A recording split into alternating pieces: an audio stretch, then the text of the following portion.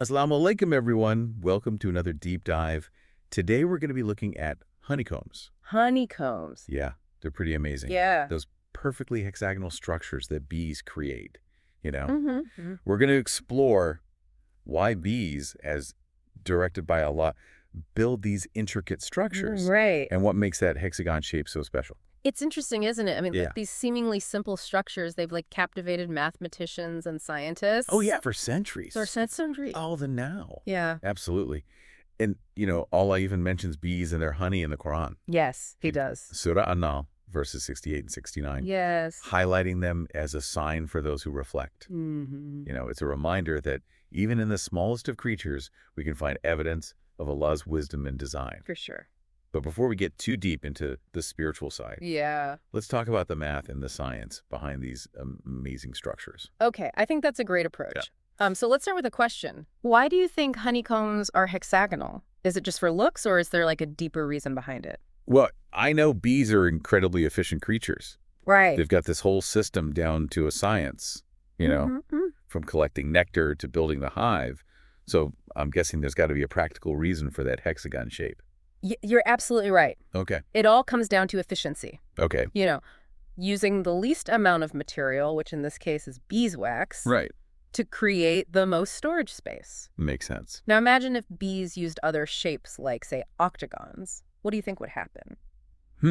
Octagons, well, they wouldn't fit together perfectly, would they? No. There would be gaps. Gaps. And that wouldn't be very efficient for storing honey. Exactly. Those gaps would mean wasted space and wasted beeswax. Right. So we need a shape that can fit together seamlessly, Okay. like tiles on a floor. Okay. Like a mosaic. Yeah, mathematicians call this tessellation. Tessellation. Okay, I got it. Yeah.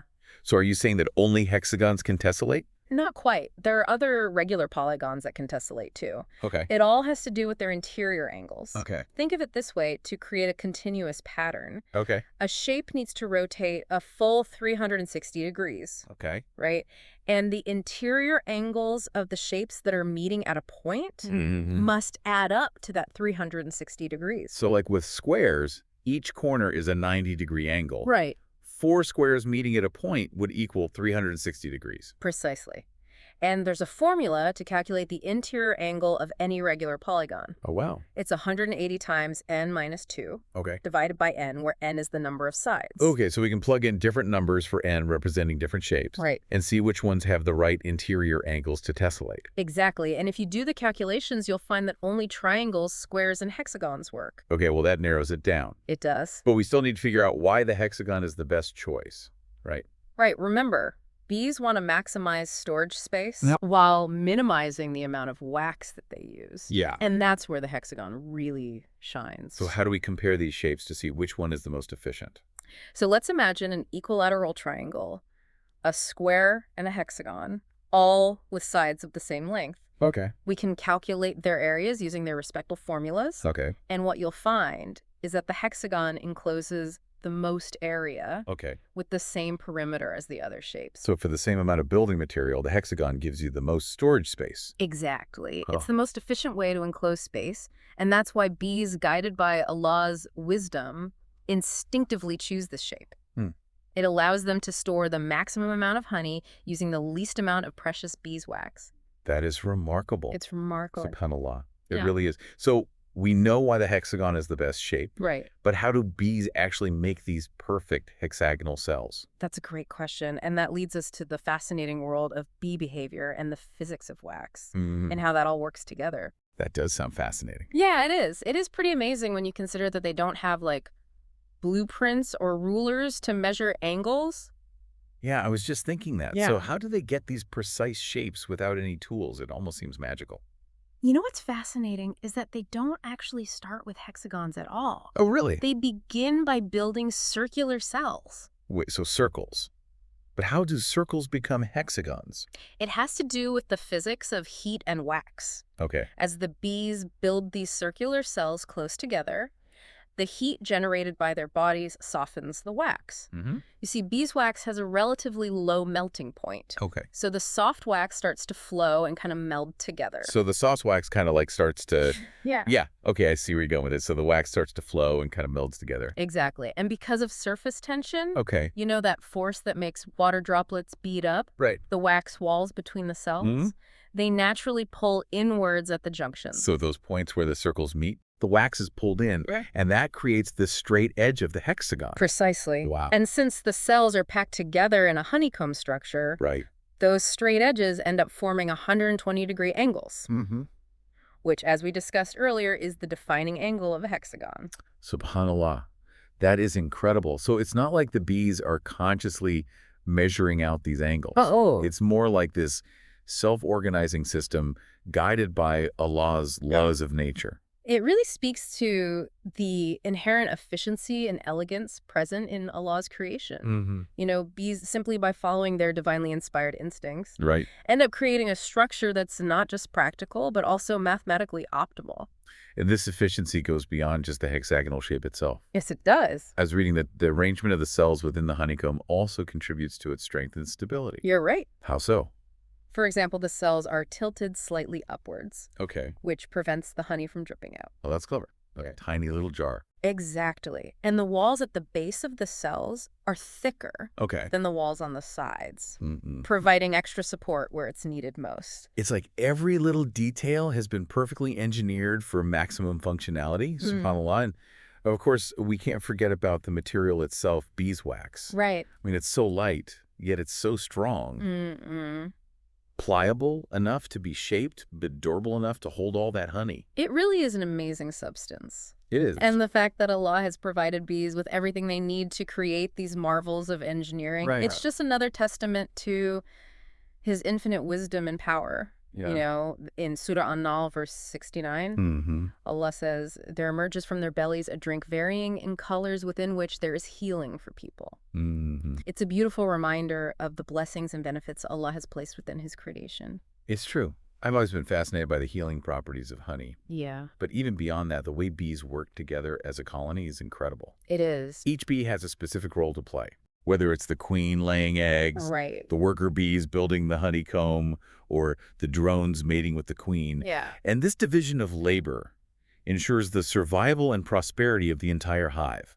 Absolutely, this intricate social structure, Right. along with their ability to create these geometrically perfect and efficient honeycombs, points to a level of design and intelligence that is truly awe-inspiring. It makes you wonder, what else can we learn from these fascinating structures and the amazing creatures that create them? Well, we could delve into the chemical composition of honey itself, for example. Yeah. It's a complex mixture of sugars, Okay. enzymes, amino acids, and antioxidants, Wow. all contributing to its unique properties and health benefits. You know what's really fascinating to me is how bees manage to transform nectar collected from flowers into this golden liquid that's packed with so much goodness. It's a process that scientists are still studying and trying to fully understand. And that's just one aspect of the amazing world of bees and honeycombs. There's so much more to explore, from the intricate dance they use to communicate the location of flowers Right. to the specific roles that each bee plays in the hive. It's a testament to the complexity and beauty of Allah's creation, subhanAllah. It really makes you appreciate the depth of knowledge and wisdom that's embedded in the natural world. Absolutely. And it reminds us to approach these creations with a sense of wonder and curiosity, constantly seeking to understand the signs of Allah's power and artistry that are all around us. As we've been talking about bees and honeycombs, I keep thinking back to that verse in the Quran where Allah describes honey as a healing for people.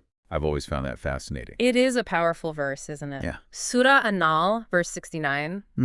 It's a reminder that Allah has provided for us in so many ways. Right. Even in the seemingly simple things like honey. And what's amazing is that science has actually confirmed many of the health benefits of honey that have been known in Islamic tradition for centuries. Really?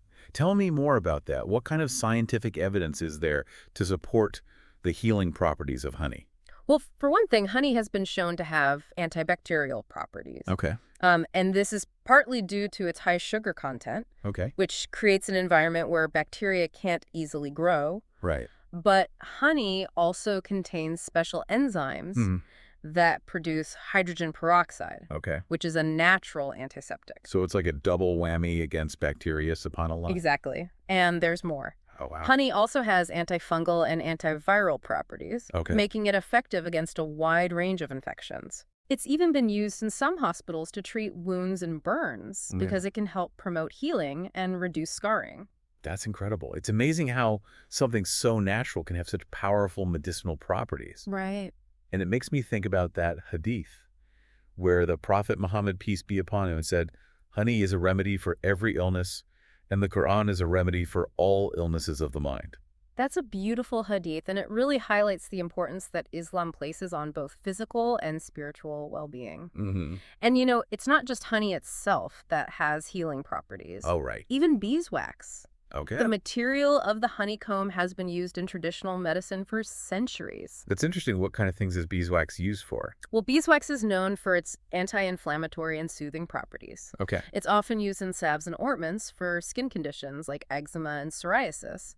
And because it's so versatile, beeswax is also used in cosmetics, candles, and even food preservation. It seems like Allah really put a lot of thought into creating bees and everything associated with them, from the honey they produce to the structures they build. You're absolutely right. And when we reflect on the entire process, from bees' intricate dance to communicate the location of flowers to the complex chemical transformations that occur within the bee's body to produce honey, Right. it's a testament to the power and wisdom of Allah. It's like this incredible symphony of science, nature, and divine design all working together in perfect harmony. It really is. It makes you realize just how much we still have to learn and discover about the world around us. I think that's a great point to end on as we delve deeper into these scientific explorations. It's crucial to remember that true knowledge comes from seeking to understand both the how and the why behind Allah's creation. Jazakallahu khairan for sharing your expertise and insights with us today. It's been a truly enlightening journey into the world of honeycombs. Wa iyyakum. Yeah. It was my pleasure. I always enjoy these opportunities to explore the intersection of faith and science. Jazakallahu khairan for sharing your insights with us today. It's been an incredible journey into the world of honeycombs, and I feel like I've learned so much. Wa iyyakum. It's been a pleasure discussing this fascinating topic with you. And to our listeners, we hope this deep dive has inspired you to look more closely at the wonders of Allah's creation. We'll be back next time with another fascinating topic. Until then, Assalamu alaikum wa rahmatullahi wa barakatuh.